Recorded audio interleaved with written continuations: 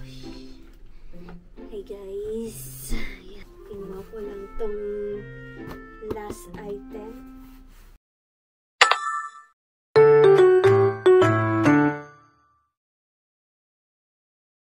Hi guys, welcome to my another random video, and for today's another random video, tayo ay obvious mag-unbox. Yun lang. Kung may mga katanungan kayo about sa mga i-unbox ko, just let me know and comment down below. Di lang pala ito yung mga items na galing sa Tokyo. May iba pa akong random stuff na sinali dito kasi since unboxing naman to, may napagsabay-sabayin ko na para isahang unboxing na lang at wala na akong time mag-edit, maghiwa-hiwalay pa ng mga i-unbox kong mga bagay. So, let's go. Let's start unboxing our items. Let's go! Yosho! Let's start with this one. Hindi naman siya naka-unbox. Yeah, ito binili ko to dito lang sa amin. Dito lang sa malapit na groceryhan sa amin. Nakyutan lang ako. Kasi, ang fluffy. Tapos pusa. Ano ba yan? Actually, may iba pang mga animals na merong dog, merong hedgehog, and this one, the cat. So, mas na-inlove ako dito sa cat. So, and binilhan ko din yung isang friend ko. Pero babayaran niya ako. Hindi yung libre. This is our first item, the Koromaru pambahay slippers. Ayan. Lagay muna natin siya dito. Yes! Next stuff natin is to. Yung pinaka-main na pinuntahan ko nung nag-Tokyo ako. Which is the Harry Potter.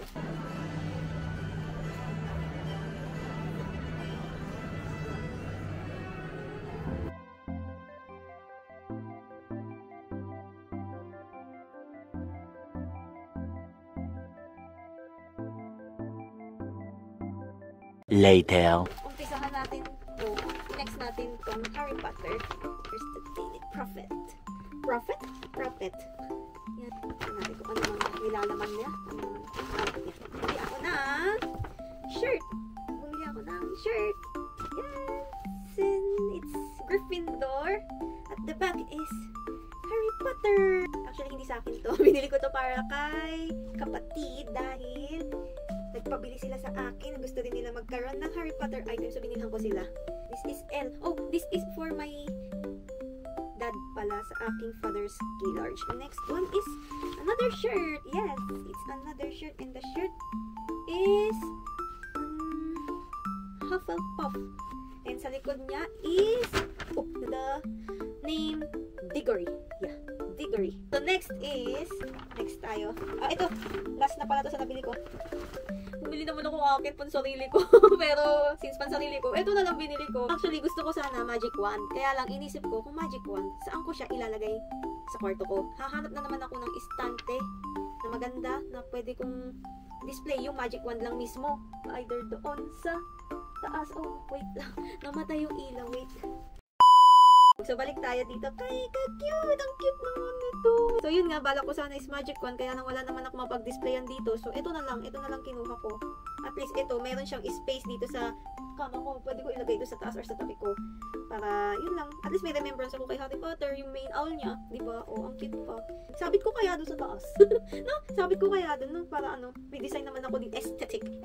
Actually, yan lang. 3 lang yung nabili ko sa Harry Potter kasi, actually, medyo pricey sila talaga. Ito lang yung mga medyo mabababa yung price na nakayanan ng ating budget. Kasi since sa Tokyo tayo, hindi lang tayo mag-focus doon sa iisang lugar. Kaya kailangan ko talaga tipirin yung mga ipon ko para pa tayo ng iba. Alam niyo yung feeling na yun, di ba? So, yun lang. Next tayo sa mga ibang na pamili. Actually, hindi lang napamili. May mga nagbigay din sa akin ng mga friends. Kunin natin yung mga binigay naman sa akin ng mga friends ko. So, eto binigay sa akin ng friend ko. Lang! Cute! Shucks!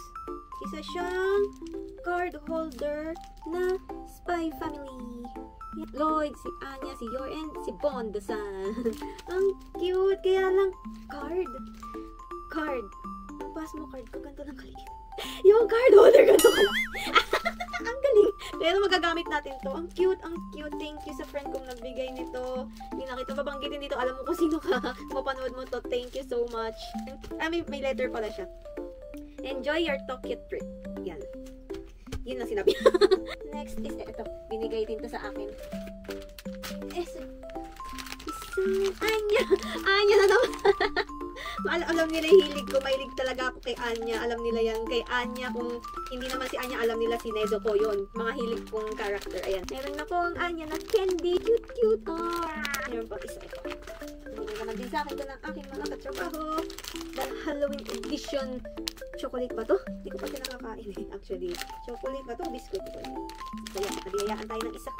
Cute! Ang cute-cute naman. Nagugutom tuloy ako. Gusto ko silang buksan. So next is, yung mga nabili ko na mismo sa Tokyo. Galing to sa Shinjuku, sa Big Camera yan. Mga accessories ng DJI. Natatandaan nyo yung in-unbox kong DJI na bago yung packet to. So yun, ito yung mga accessories niya. We have the wide angle lens. Next is the do it all handle ng DJI Pocket 2. So hindi ko pa alam kung para saan siya. Alam ko lang is pwede siyang maging Wi-Fi transmitter. So pag-aaralan ko pa to. Next is the microphone transmitter. Wireless microphone transmitter, which is ito. Gamit ko siya ngayon. Ito pala. Ito, gamit ko siya ngayon. So hindi ko alam kung nano-noise cancel ba yung mga nasa paligid ko. Kayo nang bahala. Pag na-edit ko to, tignan nyo na lang kasi mahina ang pandinig ko. Medyo may problema tayo sa pandinig. Next is ito na yung pink galing sa Shinjuku pa rin. Paborito kong shop to. Although first time ko lang siyang napuntahan. At hindi ba first time? Actually napuntahan ko na siya last year. Kaya lang hindi ako nakabili. Kasi nga nagmamadali kami. So ngayon, talagang nilaanan ko siya ng oras nung nag-Tokyo ako. Talagang sinadya ko siya. Ayan, nakabili ako. Buti na lang talaga nakabili ako yan. Mars Amoeba ang name ng shop nila. So yun. Kawaii clothes. For girls nga lang.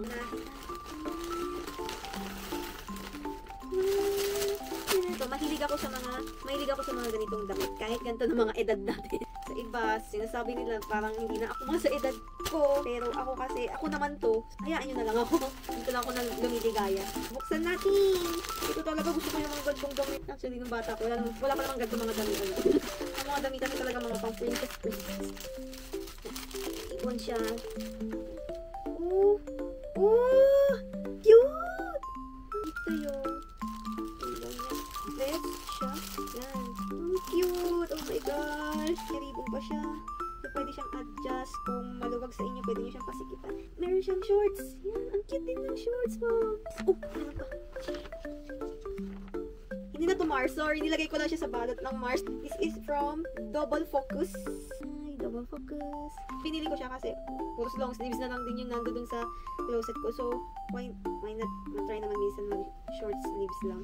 Nakuha ko lang to ng murang-mura lang. Kasi itong tela niya is pang summer na tela pa. Hindi na siya pwede sa taglamig kaya binabaan na nila yung price. At yan, nakuha ko siya. Another dress from Double Focus ulit. It's short sleeves na naman. Pero natuwa lang ako kasi ang ganda niya. Yan, double focus din. Ang cute. Pwede to sa spring. Pag tag-sakura na naman, gagamitin ko to. Pwede ko dito pang uwi kasi manipis lang yung tela niya. Mura lang din to. Mura ko lang dito nakuha. Dahil yun nga, manipis yung tela pang summer. Taglamig na ngayon. So, binababaan na nila ng price na mga natirang pang summer. Thank you, Mars Amoeba, for the clothes. Kala ko binili ko yun. Nagte-thanks pa kasi. Thanks pa rin kasi ang ganda ng mga damit ko. Actually, naging kaibigan ko na yung may-ari ng Mars. Chinika-chika ko sa Instagram. Pero ang friendly niya, in fairness naman. Siya din yung nag-assist sa akin, kilala. Tanda ko yung mukha niya. Ang ganda ng mukha niya. Maganda yung mukha niya. Parang natural lang yung niya, yung pagka-makeup niya. So yun, ang cute lang niya. O sana maging ganun din ako. Jokes.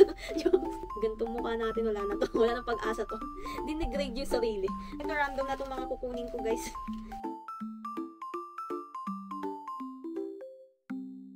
Kuha ko siya ng murang-mura lang. Swak na swak sa budget. Yan.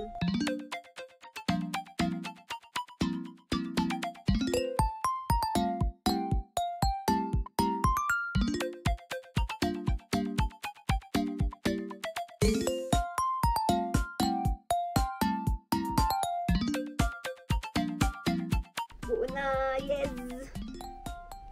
Next naman is, this is galing sa Ikebukuro. Sa Animate, yung bagong bukas, yung largest Animate sa Ikebukuro. Yan.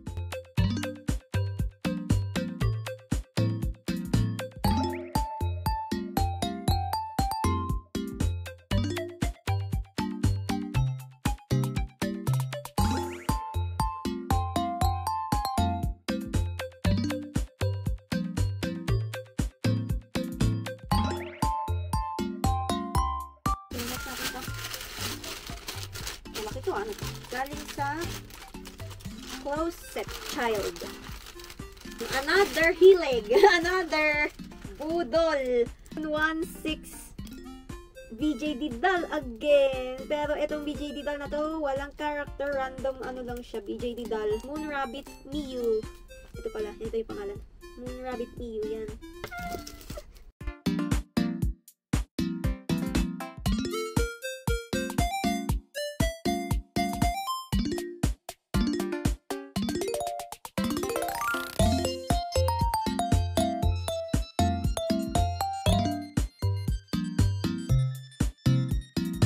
Kapit natin isa-isa.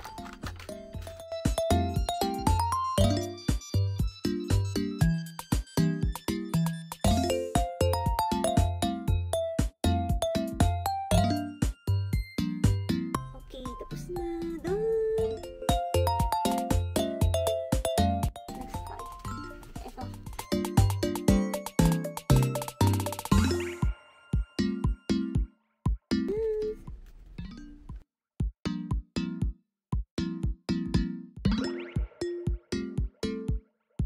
From Murasaki Sports Shop. Natagal ko na rin itong hinahanap tong ganitong version ng sapatos na to. Fila.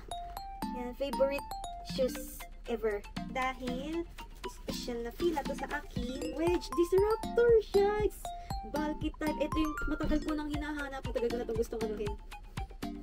Mabili. Nabili ko na siya. Next. Ito. Last na to.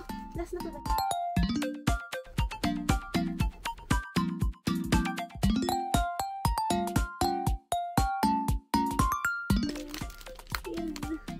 Baka i-separate unboxing ko na lang to. Titingin ko muna kayo dito sa ganito. At least nakuha ko na siya. Oh my god. Love it. I-separate unboxing ko na lang to para mas makita niyo yung buong details itong Vivo. At least hanggang sa ma-set up siya. Thank you so much sa pagsubaybay sa aking pag-unbox ng mga items. Anyways, I hope nag-enjoy kayo sa mga pinagbubuksan ko. So yun, kita-kita ulit sa next unboxing. Kung may mga tanong kayo, comment lang kayo. Comment down below lang.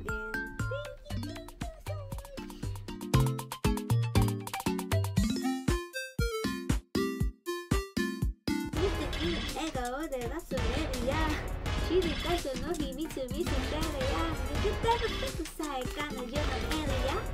Kanpeki de usotsuki no kimi wa tensai tek no idol.